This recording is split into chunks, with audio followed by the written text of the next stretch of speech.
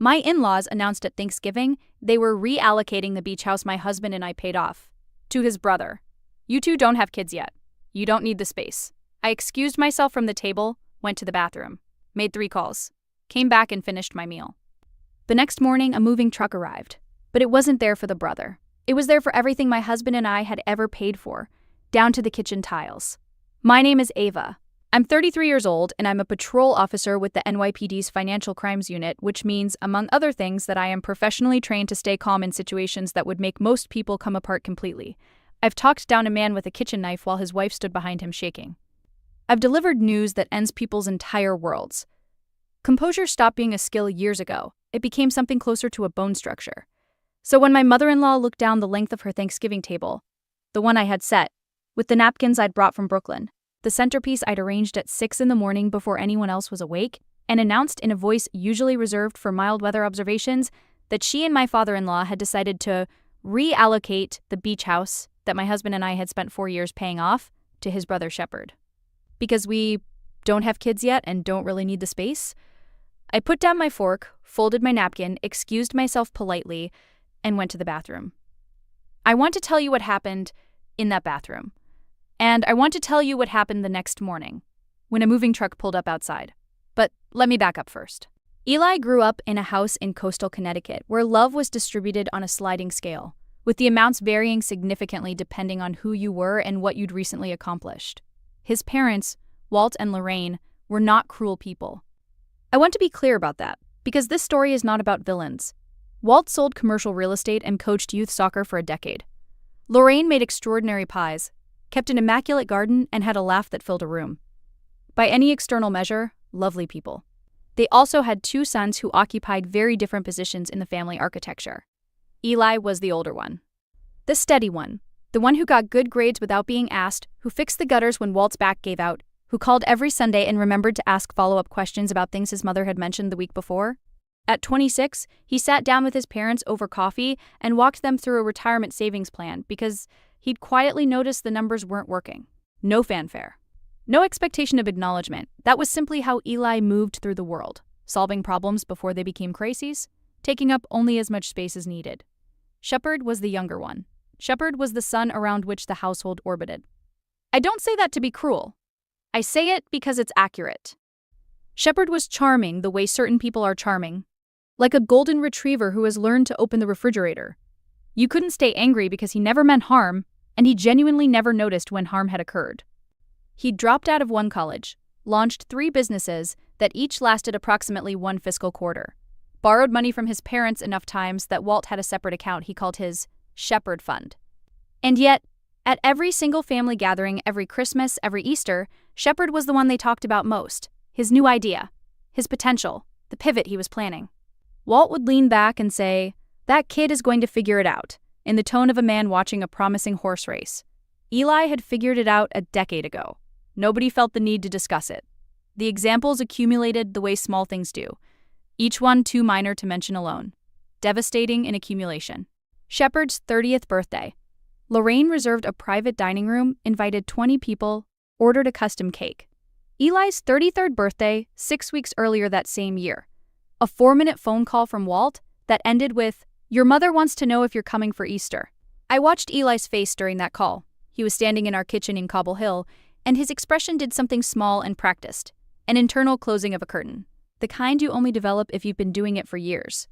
The beach house had come from Eli's grandmother Ruthie, who left it to Lorraine with the explicit hope that the family would enjoy it together. 2 bedrooms, a screened porch, a view of the water that made you feel briefly and convincingly that everything would be all right. It needed real work when Ruthie passed. Eli and I had just gotten married, and we decided together to take it on. We replaced the roof. We refinished the floors. We renovated the kitchen, including the tiles, hand-selected from a supplier in New Jersey on a long Saturday that left us both sunburned and inexplicably pleased with ourselves. We paid the property taxes every year. We paid off the remaining mortgage. I remember the night exactly. Our kitchen table in Brooklyn, takeout containers pushed aside, Eli and me splitting the final payment down the middle on a legal pad. The way we did everything? In exchange, we used the house 2 weeks in July and once in the fall. We never charged Shepard when he used it, which was often, including once for what I can only describe as a wellness retreat he organized for himself and 5 friends. The kitchen required a full Saturday of cleaning afterward. I sat on the porch with iced tea and managed my internal monologue the way I'd been trained to manage it at work. I've been on the job since 24, started in the Bronx, worked my way into financial crimes, and discovered I had a particular talent for reading paper trails, bank records, transfer histories, property documents. There's almost always one document in a stack of 2,000 that tells the real story, and finding it is something close to a calling. My partner is Briggs, Declan Briggs, 6'3", collects vintage sneakers, makes the best coffee in the precinct on a machine he brought from home, and guards with institutional ferocity. My supervisor is Lieutenant Sloan, Diane Sloan. Small, precise, the kind of woman who once delivered a full briefing with a broken finger without mentioning the finger. She told me twice that I have good instincts. The first time, I wrote it in my journal. The second time, I believed her. Eli and I live in a second-floor apartment in Cobble Hill with large windows and a radiator that makes a sound like a small, polite argument every February. We have a cat named Roosevelt who treats the afternoon sun as a personal entitlement. My closest friend outside work is Macaulay, Tully Macaulay, a forensic accountant who once identified fraud at a nonprofit from across a dinner table by watching the executive director's posture. She has a specific expression she makes when she thinks I'm tolerating something I shouldn't be. I know it well. My life was genuinely good. The family dynamic was the thing I managed, not the thing I led with. There was a crystallizing moment before Thanksgiving. There always is. A Sunday in March, 8 months earlier. Eli and I drove up to Connecticut for what Lorraine called a family lunch. Shepard was there with a woman named Paige I'd never met. Lorraine had made a roast. The table was set with the embroidered linen tablecloth that I had noticed over 5 years only came out for what Lorraine considered significant occasions. It had not appeared for the lunch where Eli announced his promotion. It had not appeared when we shared that we'd finished paying off the beach house.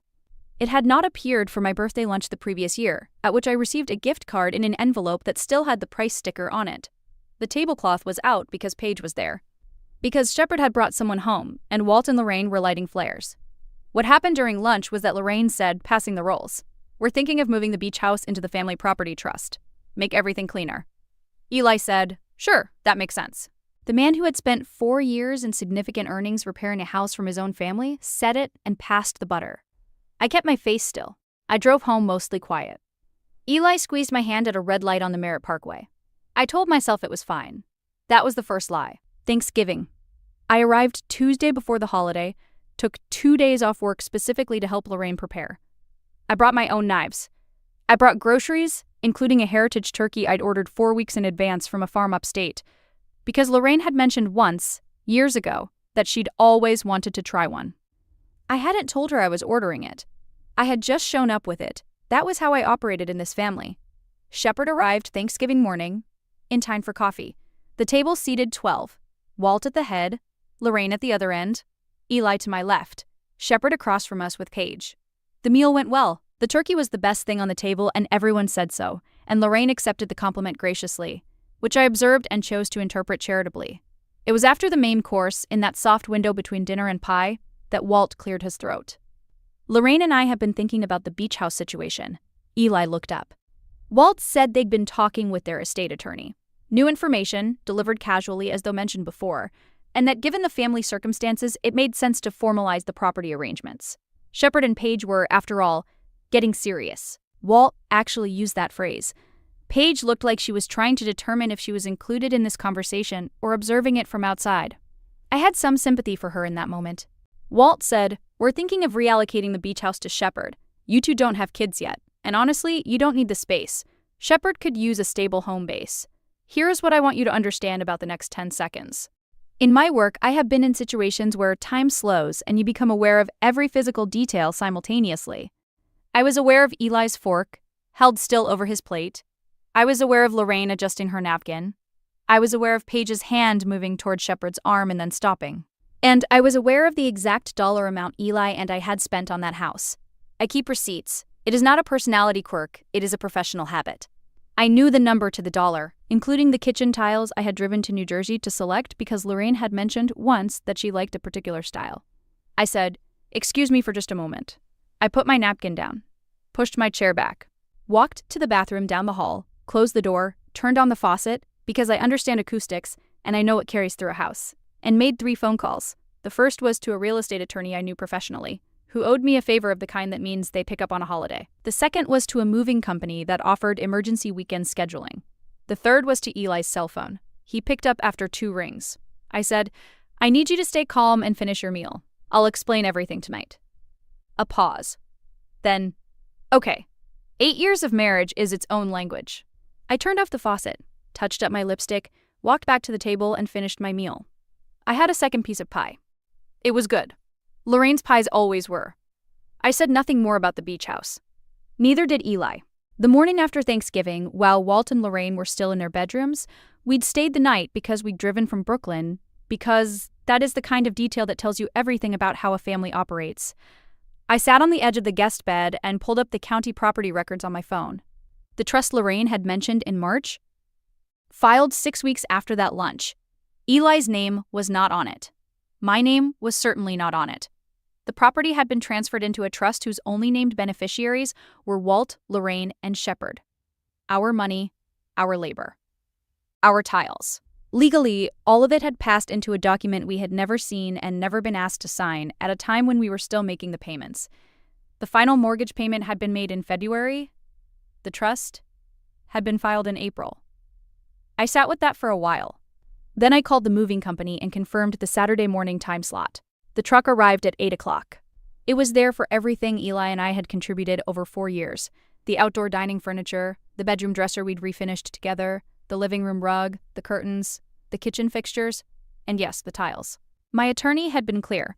Anything not part of the original structure was legally removable personal property, and I had the receipts to prove provenance on every single item.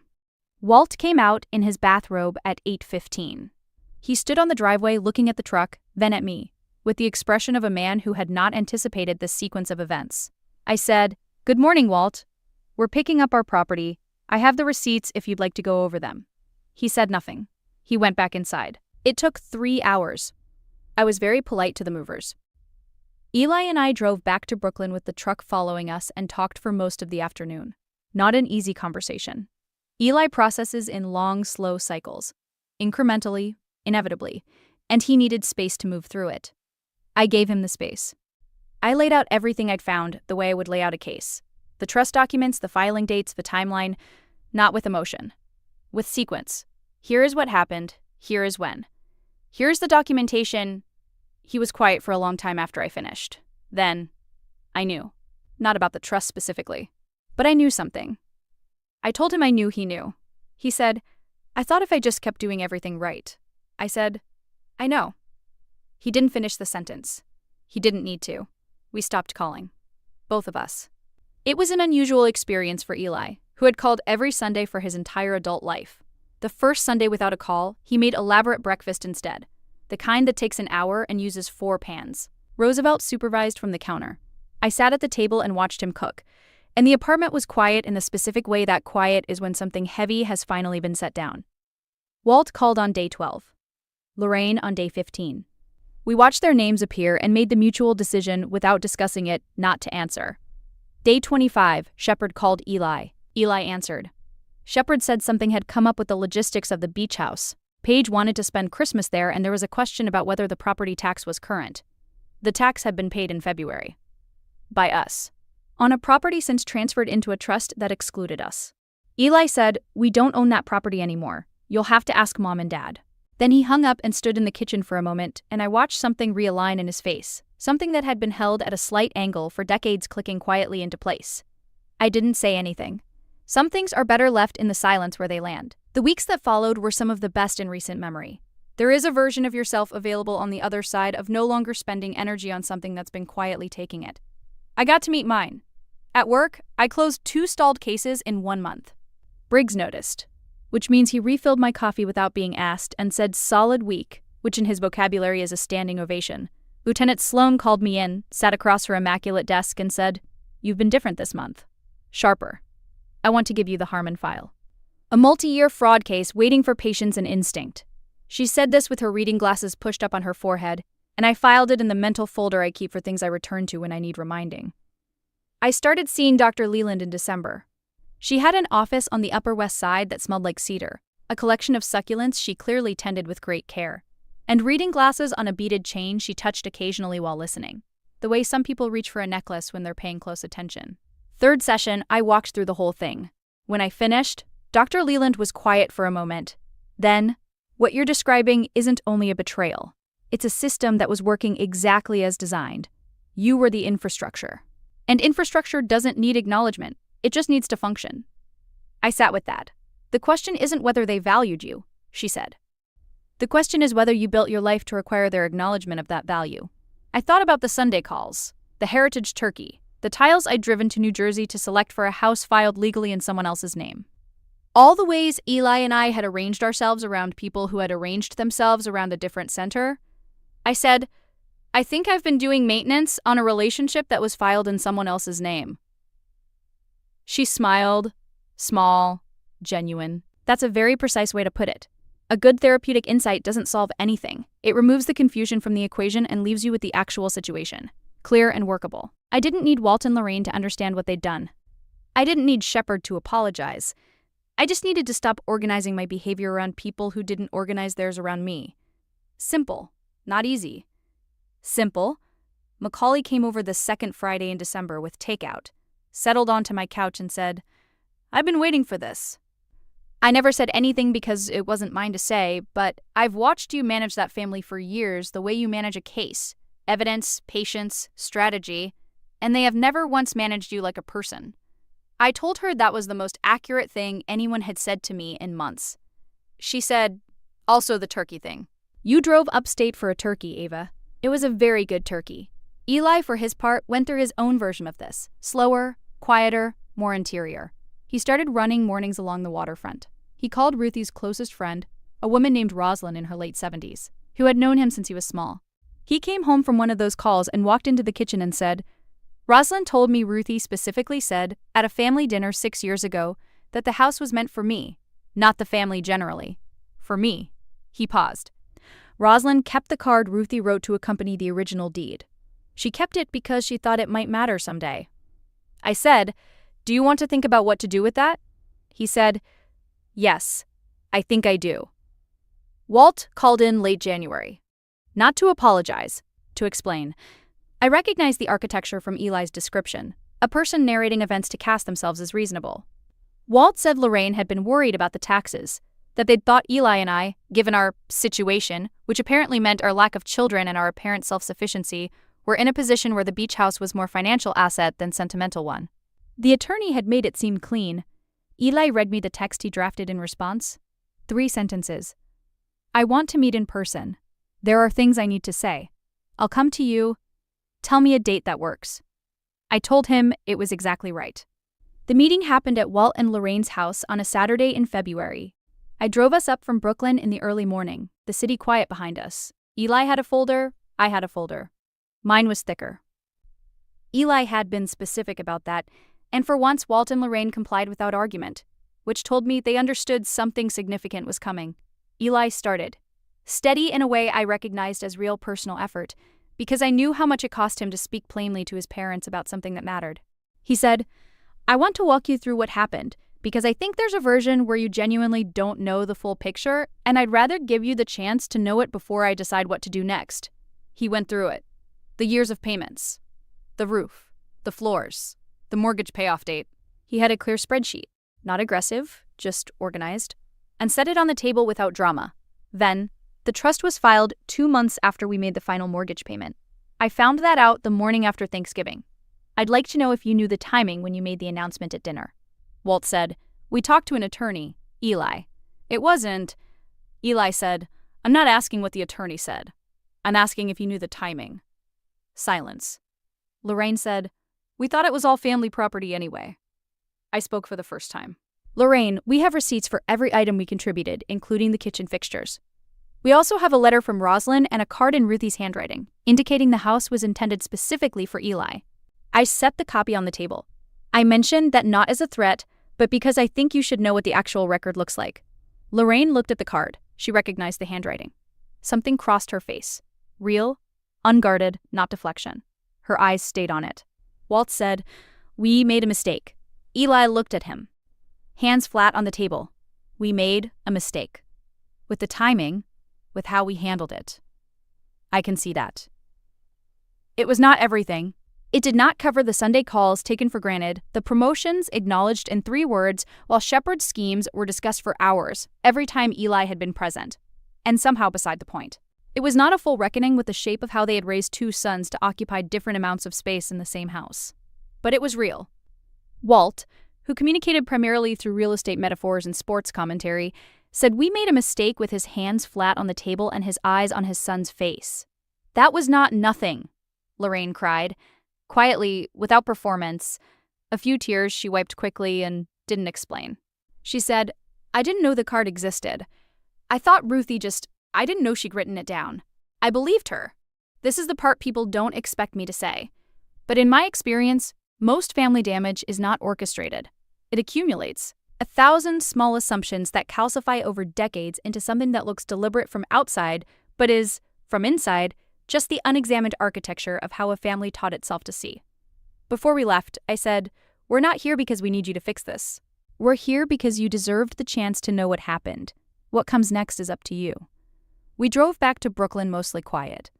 The skyline appeared for a moment on the BQE, familiar, indifferent in the way only New York can be, and Eli held my hand at the merge, where the traffic always slows. This time, I squeezed back. That was several months ago.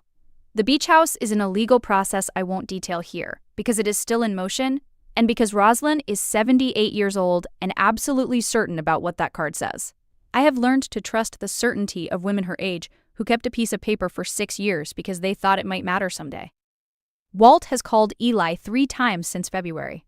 Short, slightly formal calls, the kind that happen when people are searching for a new register for a relationship they've been using incorrectly. Something like progress. Lorraine came over in March with a pie. She and I sat in the Cobble Hill kitchen while Eli was on a call, and she said, I didn't know it had added up to so much. I think she meant the money. I think she might have also meant other things. I didn't push. We ate pie, and it was not the reconciliation that happens at the end of movies. But it was something that might grow into one, given enough time. Shepard has not called. Briggs and I closed the Harmon case in April. Lieutenant Sloan shook my hand. In her emotional vocabulary, a standing ovation. We went out for drinks after, the whole unit, and Briggs raised his glass and said, to Reyes, which is my last name, and a room full of people who had watched me work echoed it back. The apartment windows still catch the afternoon light the way they always have. Roosevelt has discovered a new patch of sun near the radiator. Eli finished his running program and moved on to something more ambitious, which he discusses with an enthusiasm I find endearing and slightly alarming. Macaulay comes for dinner most second Thursdays and argues cooking techniques with Eli, with a warmth that means she is family in the way that actually counts. Last week, Eli and I were on the fire escape after dinner. Wine, the sound of Cobble Hill doing its evening work below us, the bridge visible in the distance, and he said, not about anything in particular. I used to spend so much energy trying to be seen by them that I didn't really look at what I already had. I told him I knew exactly what he meant. My name is Ava Reyes. I'm 33 years old and I work financial crimes at the NYPD's 5th Precinct in New York City. I keep receipts. I read documents carefully. I know the difference between a system functioning as designed and a system functioning as intended, and I have learned, slowly, and then all at once, that those 2 things are not always the same. I went to the bathroom at Thanksgiving. I made 3 calls. I came back and finished my meal. I don't regret a single thing about how that played out. Not even the tiles.